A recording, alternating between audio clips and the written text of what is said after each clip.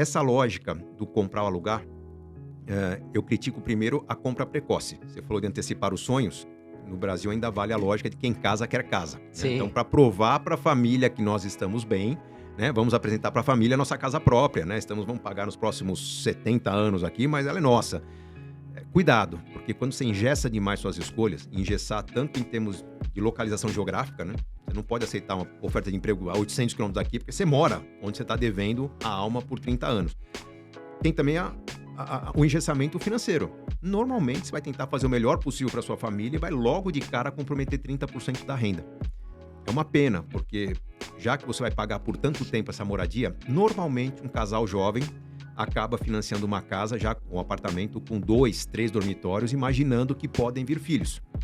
Então, vai ser uma fase da vida em que eles estão pagando um apartamento que é adequado para 3 ou 4. Tem uma metragem quadrada ali, pouco eficiente, que está custando caro, que está sufocando essa família. Quando eu defendo o aluguel, e é uma pena que a gente vê várias pessoas criticando essa minha visão, porque pegam só uma janelinha da reflexão, né? O aluguel, ele não é melhor que o financiamento, né? Ele não é melhor que a casa própria, né? Você não tem estabilidade, você está gostando do lugar, te manda embora porque a filha do dono vai morar ali, mas enfim. Quando eu defendo o aluguel, é para aquela lógica que eu quero transformação na minha vida.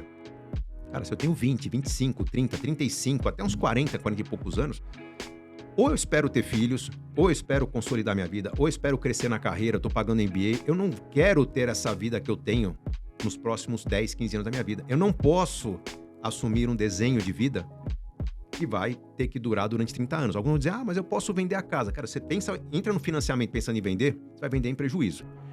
Então eu defendo o aluguel porque não é que o aluguel de uma casa comparado com o financiamento dela é vantajoso. É que o aluguel de uma casa compacta comparado com a compra de uma casa maior é muito mais vantajoso financeiramente, dá liberdade e te permite crescer. Hoje se aluga um loft, bom para um casal, né? Banheiro, cozinha e cama. Opa, vem bebê pela frente. Aí se aluga 2 dormitórios. São gêmeos, alugam 3 dormitórios para ter alguém que ajude junto. Mas você vai moldando sua vida à medida que a vida fica complicada. A hora que você perceber que a vida não demanda tanta mudança, porque a carreira nivelou, porque você já não tem saco de estudar tanto para querer crescer na carreira, você quer um pouco de tranquilidade, porque papai e mamãe estão ficando velhinhos, você não quer ficar longe deles. Essa é a hora de comprar a casa própria. Provavelmente, usando um fundo de garantia já acumulado há 7, 8, 10 anos, que permite dar uma bela entrada nessa casa própria. Sim.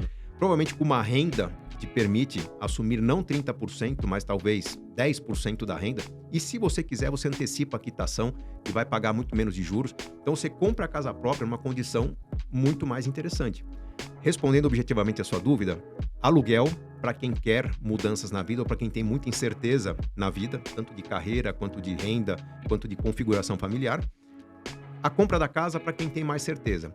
Uma pequena exceção, vamos considerar que as famílias de baixíssima renda hoje têm planos subsidiados, financiamento a um custo muito baixo, dilui por um prazo muito longo, em que a prestação da casa fica bem menor que o aluguel. Se for pouca diferença, ainda prefiro o aluguel, pela flexibilidade. Se for bem menor, você pode comprar, financiar a casa, vai pagar bem mais do que o valor da casa em juros. Em algum momento no meio do caminho, se precisar vender, você vende, a pessoa entra... Bom, cuidado que plano subsidiado você não pode vender tão facilmente quanto outros planos, né?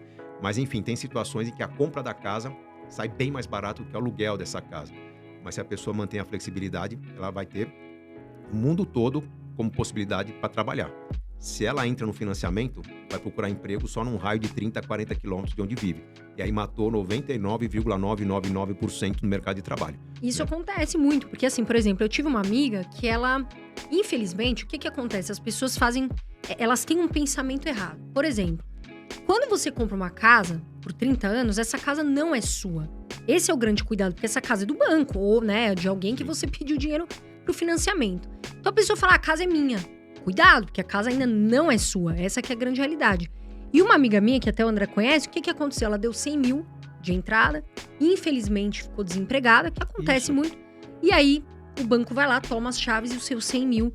E aí você fica muito chateado, porque além de ser você faz o sonho se tornar um pesadelo. Exato. Quem entra no Essa que é a financiamento não verdade. tem a casa, tem a dívida. Exato. Quando você entra no financiamento, você comprou uma dívida de 30 anos, você não comprou uma casa. A casa é sua só lá no final. Então, se você não tem planos de quitar essa casa logo, vai demorar para você ter a casa própria. É melhor se manter mais leve no aluguel, sem dúvida alguma. Que de repente você sai do aluguel de um lugar que você paga um pouco mais caro. Poxa, uma situação apertou, você vai pro mais barato e tudo bem. Exato.